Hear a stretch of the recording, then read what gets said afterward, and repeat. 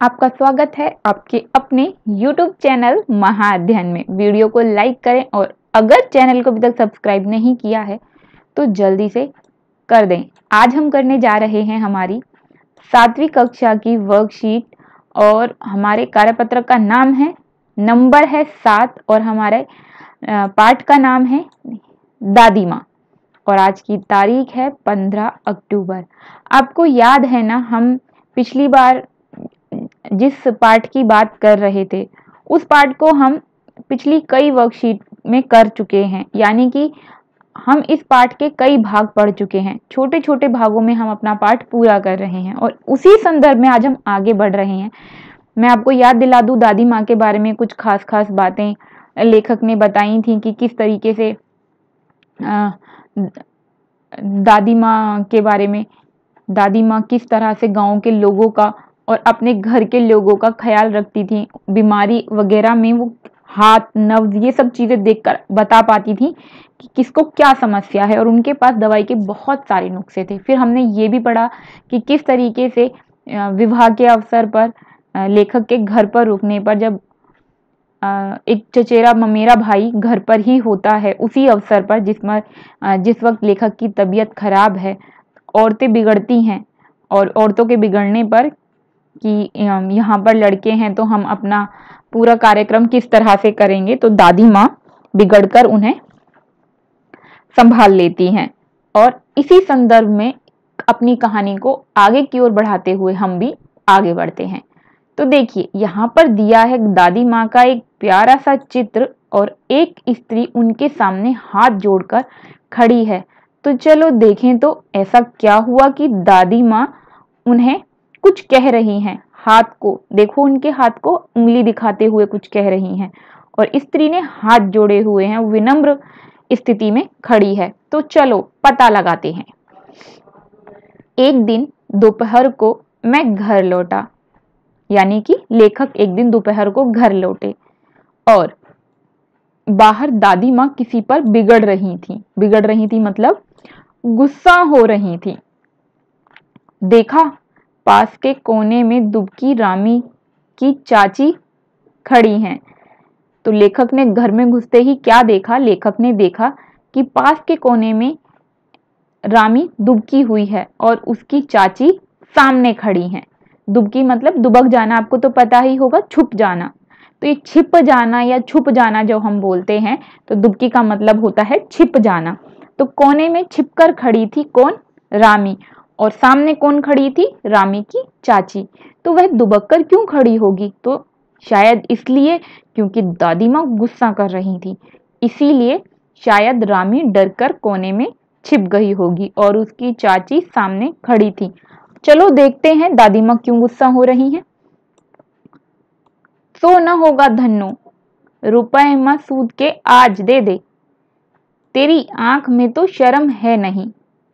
मांगने के समय कैसी आई थी, पैरों पर नाक रगड़ती फिरी, किसी ने एक पाई भी न दी, अब लगी है आजकल करने, फसल में दूंगी, फसल में दूंगी।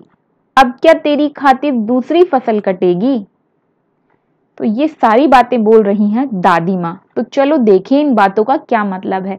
जब उन्होंने कहा सो न होगा धन्नो, इसका मतलब है, सो का मतलब यह या वह, सो का मतलब ऐसे वह होता है, पर आप यह भी मानकर चल सकते हैं यहाँ पर बात को समझने के लिए। सो न होगा धन्नो मतलब यह नहीं होगा धन्नो, सो का मतलब ऐसे यह ही होगा, यह न होगा धन्नो।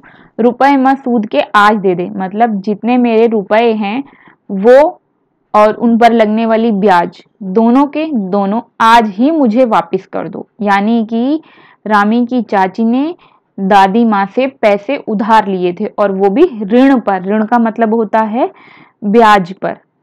तेरी आंखों में तो शर्म है नहीं, मांगने के समय कैसी आई थी। तो दादी माँ कह रही हैं मेरे पैसे अभी दे दे, तुझे शर्म नहीं आ रही कि तू जब मेरे पास पैसों को लेने के वक्त आई थी तो गिड़गिड़ा रही थी। तो यहाँ पर लिखा है पैरों पर नाक रगड़ती फिरी। पैरों पर नाक रगड़ने का मतलब होता है किसी के आगे गिड़गिड़ाना, विनती करना।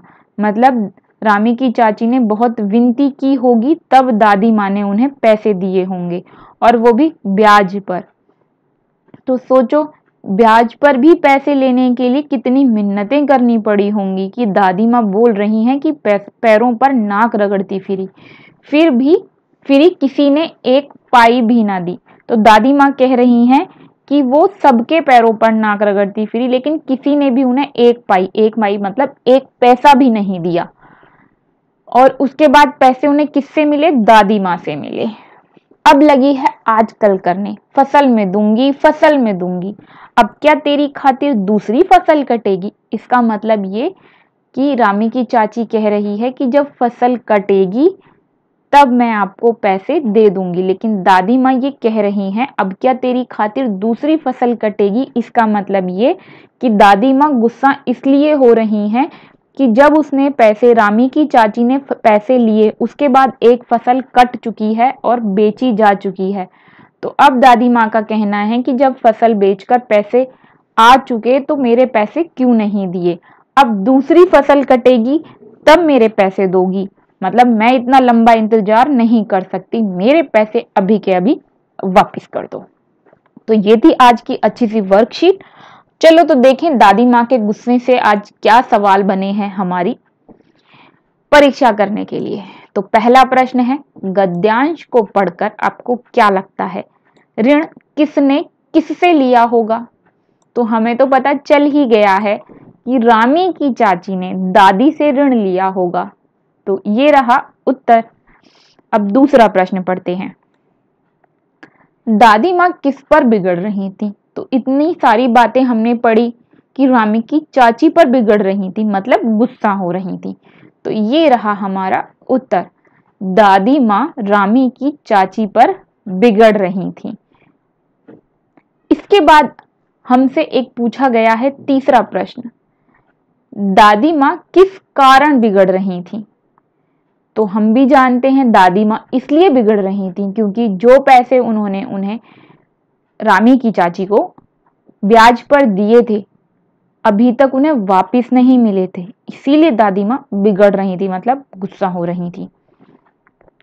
अब चौथा प्रश्न, ऋण लेने की बात हुई है, अनुमान लगाइए किन किन पारिवारिक परिस्थितियों में गांव के लोगों को ऋण लेना पड़ता होगा और उन्हें यह पैसा कहां से मिलता होगा, यानी कि यह धन उन्हें कहां से मिलता होगा।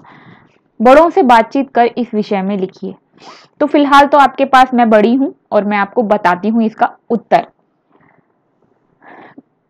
जब हम गांव की बात करते हैं या गांव के लोगों की बात करते हैं तो जो गांव के लोग होते हैं उनकी आमदनी का मुख्य स्रोत होता है, जरिया होता है खेती। और खेती हर जमीन पर अलग अलग तरह से होती है। कुछ जमीन एक साल में 3 फसल देती हैं, कुछ जमीन एक साल में 2 फसल देती हैं और कुछ जमीनों पर सिर्फ साल में एक बार फसल की जा सकती है। अब उसी पैसे से जिसके पास जिस तरह की जमीन है, वो जिस तरह के क्षेत्र में रहते हैं, उसी के हिसाब से वो खेती करके उस फसल को बेचकर कुछ अपने लिए रखते हैं, कुछ बेचते हैं और आने वाले धन से अपना गुजारा चलाते हैं और उसी धन से एक हिस्सा बचाकर उन्हें अगली बार फिर फसल करनी होती है। तो ऐसी स्थितियों में उनके पास धन बहुत कम होता है। कई बार सूखे की वजह से, दूसरे कारणों से उनकी फसल खराब हो जाती है और उन्हें ऋण लेना पड़ता है। लेकिन अब यहाँ पर हमें बतानी है पारिवारिक स्थितियाँ, कि वो कौन सी पारिवारिक परिस्थितियां हैं, मतलब घर के अंदर ऐसी कौन सी घटनाएं होती हैं जिसके कारण उन्हें ऋण लेना पड़ता होगा। तो वो है, घर में कोई बीमार हो गया, किसी की शिक्षा के लिए मतलब फीस देनी है, विवाह है, त्योहार है आदि। ऐसे छोटे मोटे बहुत सारे अवसर होते हैं जिस पर गांव के लोगों को ऋण लेना पड़ता है, यानी उनके पास धन नहीं होता और इस जरूरत को पूरा करना जरूरी है। देखो बीमार हैं तो दवाई जरूरी हो जाती है, अगर आप शिक्षा ले रहे हैं तो पैसे तो देने ही पड़ेंगे, विवाह उसके लिए तो धन की जरूरत होगी ही, और त्योहार भी ऐसी ही एक चीज है क्योंकि उस पर बच्चे घर में जिद करते हैं अच्छे खाने के लिए, कपड़ों के लिए और दूसरी चीजों के लिए। अब बात करते हैं कि ये ऋण कहाँ से मिलता है। तो गांव के लोगों को ये ऋण या तो अपने से ज्यादा अच्छी स्थिति में जो किसान है, यानी कि जो बड़ा किसान है, उससे मिलता है, या फिर जो साहूकार होते हैं, मतलब जिनका काम ही होता है पैसे को ब्याज पर देकर अपना काम चलाना, उनके पास मिलता है। तो ये हुई आज की वर्कशीट की अच्छी अच्छी बातें।